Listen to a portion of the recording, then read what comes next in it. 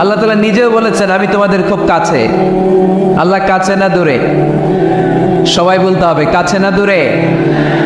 কাছে। কাছের জিনিসকে দেখা যায় কি যায় না? উত্তর দেন। কিন্তু আল্লাহরে দেখা যায় না। তিনি কাছে কিন্তু তারে দেখা যায় না। তিনি কোরআনে বলেছেন লা তুদরিকুহুল আবসার ওয়া হুয়া ইউদরিকুল আবসার ওয়া হুয়াল লাতীফুল খাবীর। তিনি দৃষ্টির আয়ত্তে নন, দৃষ্টি তার আয়ত্তে। তিনি সূক্ষ্মদর্শী, সব জানতা। পৃথিবীর কোনো চোখ ওনারা দেখতে পায় না, কিন্তু তার চোখ সবাইরে দেখে। চিল্লায় বলেন তো তিনি কে? সব তিনি দেখতে পান, সব তিনি শুনতে পান। সাত আকাশের উপর সিদরাতুল মুনতাহা, তার উপরে আল্লাহর আরশ, তার উপরে আল্লাহর কুরসি, সেখানে আল্লাহ তাআলা সমাসীন।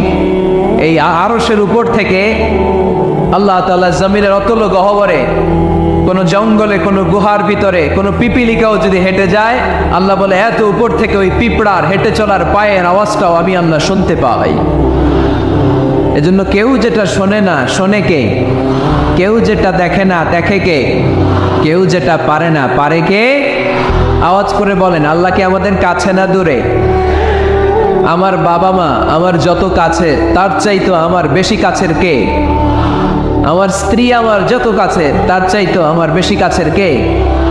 আমি আমার যত কাছে, তার চাইতো আমার বেশি কাছের কে? আল্লাহ তাআলা তিনি যে আমাদের কাছে, এটা বোঝানোর জন্য তিনি কোরআনে দুটি শব্দ ব্যবহার করেছেন। আওয়াজ করে বলতে হবে কটি? দুটি। এক জায়গায় ব্যবহার করেছেন করিব, আরেক জায়গায় ব্যবহার করেছেন আকরাব। এক জায়গায় ব্যবহার করেছেন কি বলেন না? করিব। আরেক জায়গায় ব্যবহার করেছেন কি?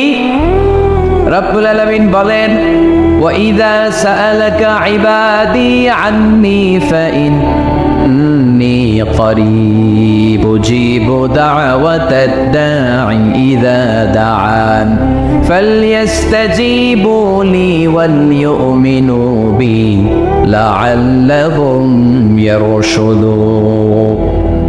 রব্বুল আলামিন বলেন নবী হে, আমার বান্দারা যখন তোমাকে জিজ্ঞেস করে আমি কোথায়, তুমি বলে দাও ইন্নী করিব, আমি কাছে। আল্লাহু আকবার। তিনি কাছে। আল্লাহর হাবিব সাল্লাল্লাহু আলাইহি ওয়াসাল্লামকে আল্লাহ কমান্ড দিলেন, আপনি বলে দেন যখনই উম্মতেরা জিজ্ঞেস করবে আল্লাহ কোথায়, আমি কোথায়, আপনি বলে দেন ফাইন্নী করিব, আমি কাছে। আরেক জায়গায় আল্লাহ ব্যবহার করলেন আকরাব, কাছে না। করিব মানে কাছে, আর আকরাব মানে সবচাইতে কাছে।